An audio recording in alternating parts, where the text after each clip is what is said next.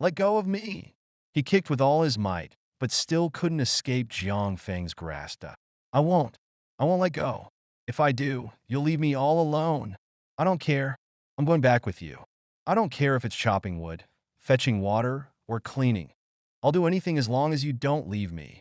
With that, his grip tightened even more. How? How can someone be so shameless? Miss, Badawa Wushuang gave up. Fine, do whatever you want. If you insist on coming, then come.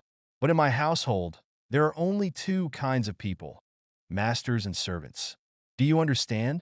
Jiang Feng blinked, overjoyed. So, does that mean you'll let me be the master? Badawa Wushuang almost wanted to kick him. I am, and will always be, the master there. You can only be a servant. Jiang Feng was taken aback for a moment, but then happily nodded. Fine, fine, being a servant isn't bad either. You're crazy. Badawa Wushuang thought this person must be out of his mind to be so happy about being made a slave. Let go of me first. Oh, oh. He released his grip and smiled sheepishly. Sorry, sorry, hi. My home is just over there. We're almost there. Without paying him any more attention, Badawa Wushuang led the way. After a few minutes, they arrived at the residence. This is the place. Come in. Jiang Feng looked at the old, dilapidated house before him, his mouth wide opened. It was far from what he had imagined. He didn't expect such a beauty to live in such a rundown place. He felt a little disappointed. What are you thinking about? Hurry up and come in. Oh, okay, okay. He quickly followed her into the gate. After entering the gate, there was still some distance to the main house. He quickened his pace, covering the ground in big strides. As soon as he stepped into the main house, a stream of nagging words filled his ears. What? Young master want to play in the water? You just recovered from a cold. Young master, are you doing this on purpose? Why don't you care about your health? Young master, stop just drinking tea and listen to Qing. Young master? A man? He pointed a trembling finger at Badawa Wushuang. Miss, why is she calling you young master? Could it be? His eyes widened in shock. You're a man? Qinger was startled, but quickly lied without batting an eye. No, the young lady is indeed a woman. It's just that she has a rough temperament, so I call her young master in private. As she spoke, she shot a glare at Badawa Wushuang, who was sipping tea. That damn young master. He didn't even tell her there was a third party present. Oh, I see. Jiang Feng believed her words without question. After all, with such a beautiful face, it was hard to imagine it belonging to Amanda. Miss, who is this? Oh, him? I brought him back to be a servant. Qinger, show him around the place and take him to any guest room, preferably one far from mine. She yawned.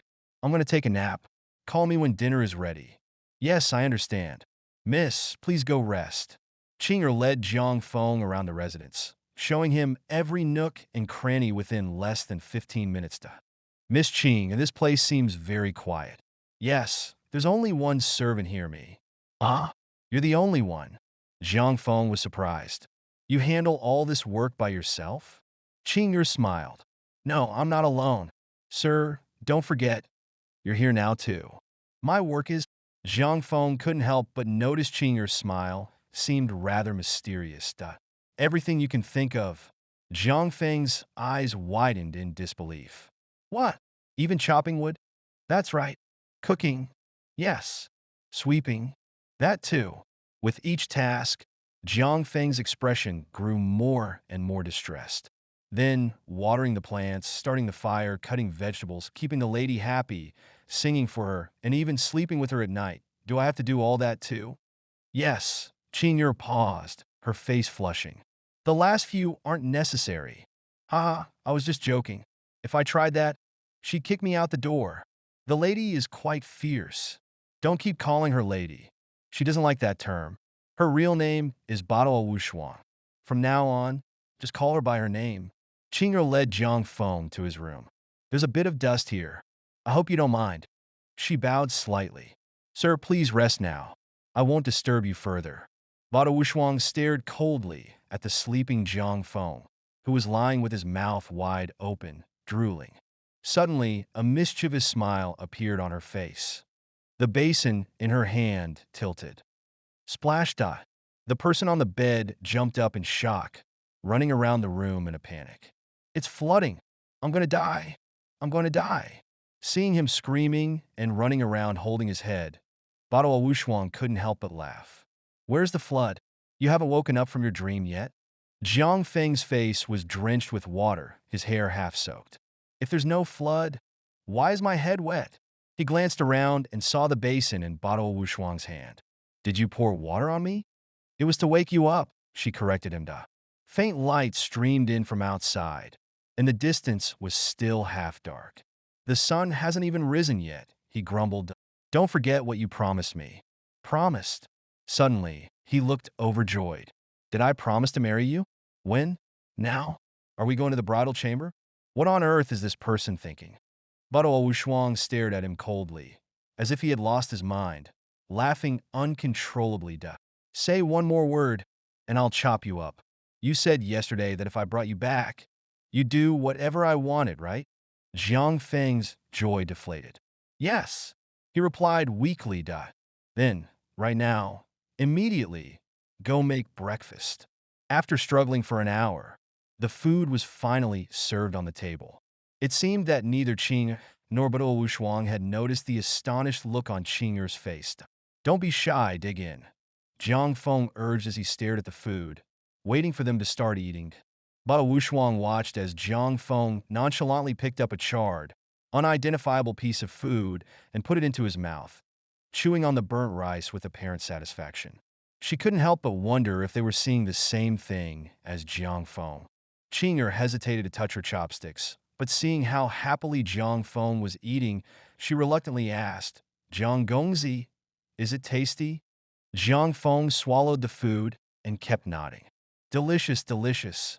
Really? Qing'er and Bao Wushwang exchanged skeptical looks, but hunger eventually drove them to pick up their chopsticks.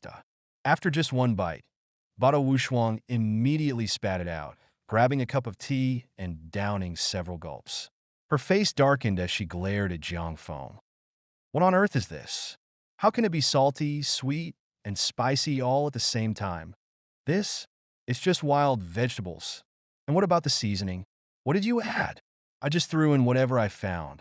As long as it's edible, there's no need to be picky. She slapped the table and stood up, her face livid as she glared at him. Jiang Feng shrank back under her gaze, feeling wronged. Did I say something wrong?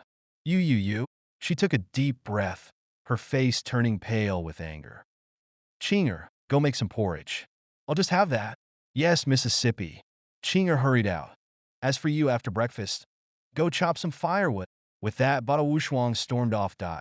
She thought chopping wood would be a simple task, but if it's Jiang Feng doing it, the situation might be different. Bado Wushwang rubbed her temples. Why did you chop the wood so finely? Haven't you ever seen firewood before? You must have noticed what it looks like when you start a fire, right? I thought chopping it finely would make it burn faster. Bado Wushwang coldly interrupted him. But it also burns out quickly. If you do it this way, we'll have to restock firewood in just a few days. Sorry. Forget it. Don't chop any more firewood. Leave the rest to Qing'er. You go trim the branches in the courtyard. Okay. Jiang Feng left with a hint of guilt. At that moment, Bado Wushwang couldn't help but ask herself why she brought him back in the first place.